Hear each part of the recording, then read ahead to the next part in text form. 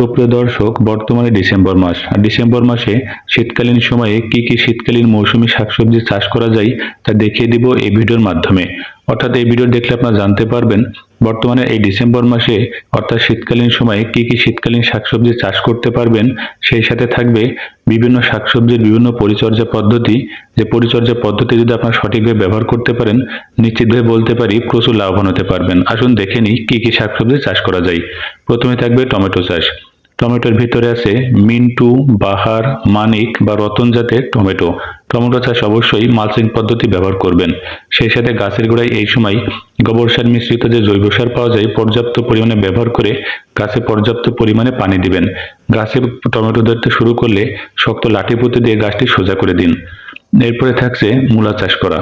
আপনার কাছে যদি সামান্য কিছু জমি থাকে তো মাত্র 1 থেকে 1.5 মাসের ভিতরে অনেক বেশি লাভবান হতে চান অবশ্যই মূলা চাষ করবেন। মূলা মাত্র 45 দিনের ভিতরেই বিক্রয়ের উপযুক্ত হয়। তো অবশ্যই বাজার থেকে হাইব্রিড জাতের মূলার বীজ সংগ্রহ করবেন। তো এরপরে থাকছে সিম চাষ।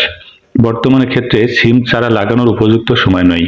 তো যাদের সিম গাছ আছে অবশ্যই পর্যাপ্ত পরিমাণে ছত্রাকনাশক ব্যবহার করবেন, কারণ বর্তমানে ফুলগুলো পচে যায় বা ঝরে পড়ে, তো এগুলো ঠেকানোর জন্য অবশ্যই ছত্রাকনাশক ব্যবহার করাটা খুবই জরুরি। এরপরে থাকছে পটল চাষ। আপনি যদি সিম চাষ করে থাকেন অবশ্যই সিমের জমিতে কয়েকটি পটলের লতা লাগিয়ে দিন। আর শীতকালের শেষে যখন সিম শেষ হয়ে যাবে তখন গ্রীষ্মকালীন সময়ে পটল বিক্রি করতে পারবেন বিনা খরচে। এরপরে থাকছে কপি চাষ, বিশেষ করে বাঁধাকপি চাষ করা এবং সেই সাথে ফুলকপি চাষ করা। সেক্ষেত্রে বলে রাখি বাড়ি জাতের যে ফুলকপি বাঁধাকপি ভ্যারাইটি আছে অথবা গ্রিন লাইন এক্সপ্রেস বা অ্যাটলাস 70 জাতের হাইব্রিড জাত আছে সেগুলো সংগ্রহ করবেন। জমিতে সারিবদ্ধভাবে লাগিয়ে পর্যাপ্ত পানি ব্যবহার করলে খুব দ্রুত কপি বিক্রি করতে পারবেন। অবশ্যই ফুলকপি বাঁধাকপির চাষ করুন।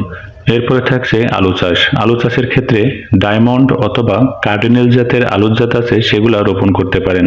বীজটি জমিতে লাগানোর পূর্বে অবশ্যই ম্যানকোজেব ছত্রাকনাশক পাউডার আছে এটা দিয়ে ভালো করে বিশুদ্ধ করে নেবেন। তাহলে এই যে গোড়া পচার সমস্যা, আলুতে ছত্রাক লাগা অথবা পাতাগুলো কোঁকড়ানোর সমস্যা এগুলা থাকবে না। এরপরে থাকছে পেঁপে চাষ করা। পেঁপে সারা বছর চাষ করা যায়।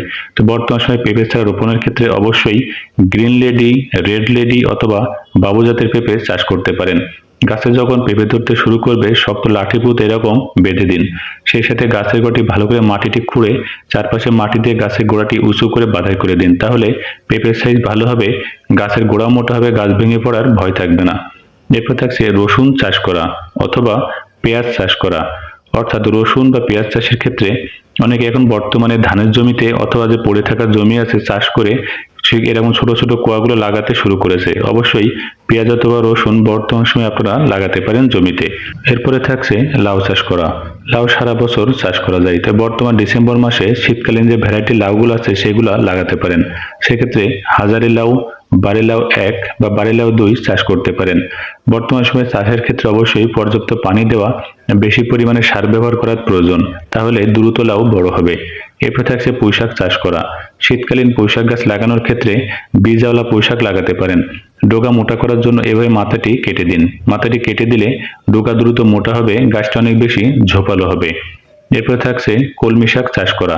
তো বাসা বাড়িতে এরকম ফলের খাসির ভিতরে মাটি ভর্তি করে অথবা বস্তার ভিতরে কয়েকটি কলমি শাকের লতা লাগিয়ে দিতে পারেন। মাঠের ক্ষেত্রে জমির আলের পাশে ঠিক এরকম পড়ে থাকা জায়গা থাকবে, সেখানেও কয়েকটি কলমি শাকের গোড়া লাগিয়ে দিলে বিনা খরচেই কলমি শাক খেতে পারবেন। এরপরে থাকছে লাল শাক চাষ করা। আপনি যদি মাত্র 30 থেকে 45 দিনের ভিতরেই শাক বিক্রি করতে চান অবশ্যই লাল শাক চাষ করতে পারেন। এটি অল্প জমিতে চাষ করা যায়, তেমন কোনো খরচের দরকারই পড়ে না। তো লাল শাকের পরে থাকছে বরবটি চাষ করা। শীতকালীন যে বরবটি চাষের ক্ষেত্রে অবশ্যই মালচিং পদ্ধতি ব্যবহার করুন এবং যত্নের ভিতরে গাছের ডগা যখন এরকম জড়িয়ে যাবে হাতের সাহায্যে এভাবে ভেঙে দিবেন ডগাগুলি এবং সেই সাথে এই যে পেঁচানো লতাগুলা থাকবে এভাবে পেঁচানোগুলা ভালো করে ছাড়িয়ে দিন। এটি করতে পারলে দ্রুত ফলন হবে। এরপরে থাকছে বেগুন চাষ করা। বেগুন চাষের ক্ষেত্রে তারাপুরি, নয়নতারা বা ইয়োরা জাতের বেগুন আছে, এছাড়াও সরকারি বাড়ি বেগুন 1, বাড়ি বেগুন 2 বা বাড়ি জাতের যে ভ্যারাইটি আছে সেগুলা রোপণ করতে পারেন। গাছের গোড়া মাটিতে বাঁধাই করে দিতে হবে, তাহলে গাছটি শক্ত হয়ে দাঁড়িয়ে থাকবে।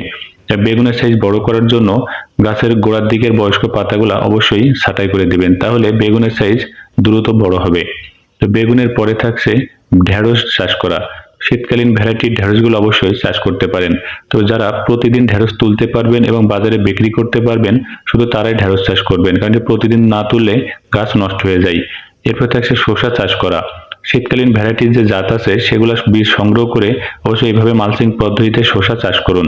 শসার গাছের গোড়াটি ভালো করে কাপড় অথবা পলিব্যাগ দিয়ে ঢেকে দিলে গাছের শসায় পোকামাকড় লাগে না, দ্রুত শসা বড় হয়।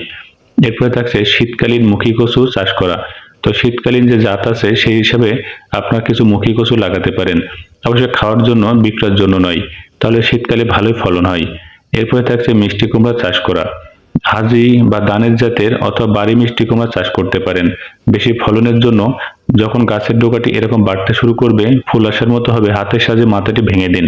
এটি করতে পারলে দ্রুত গাছে স্ত্রী ফুল আসে, ফলে মিষ্টি কুমড়ার ফলন অনেক গুণ বৃদ্ধি পায়। তো মিষ্টি কুমড়া পরে থাকছে লেবু চাষ করা অথবা মালটা চাষ করা।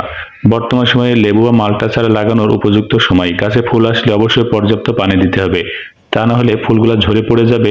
ফুলগুলা ঠেকাতে চাইলে অবশ্যই গাছের গোড়ায় পানি দিন। এরপরে রয়েছে করলা চাষ করা। শীতকালীন করলা চাষের ক্ষেত্রে গুটি করলা চাষ না করে লম্বা জাতের করলা চাষ করবেন। গাছের গোড়া পলিব্যাগ দিয়ে ঢেকে মালচিং পদ্ধতিতে চাষ করলে সম্পূর্ণ অল্প খরচেই দ্রুত এই করলা বিক্রয়ের উপযুক্ত হয়। তো এরপরে থাকছে ক্যাপসিকাম চাষ করা। বাসাবাড়িতে টবের ভিতরে অথবা বস্তার ভিতরে অল্প কিছু মাটি ভর্তি করে কয়েকটা ক্যাপসিকামের চারা রোপণ করতে পারলে সম্পূর্ণ বিনা খরচে কিন্তু বাসায় আপনারা ক্যাপসিকাম খেতে পারবেন।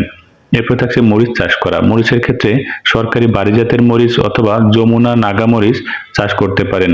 এই জাতের মরিচগুলো দ্রুত বাড়তে শুরু করে। অবশ্যই বর্তমান সময়ে শীতকালীন হিসাবে চারাগুলো রোপণ করবেন। সুপ্রিয় দর্শক, ভিডিওতে দেখালাম বর্তমানে ডিসেম্বর মাসে শীতকালীন কি কি শাকসবজি চাষ করা যাবে এবং সেই সাথে বিভিন্ন পরিচর্যা পদ্ধতি। কোনো বিষয় জানার থাকলে অবশ্যই কমেন্ট সেকশনে কমেন্ট করবেন। সকলকে ধন্যবাদ।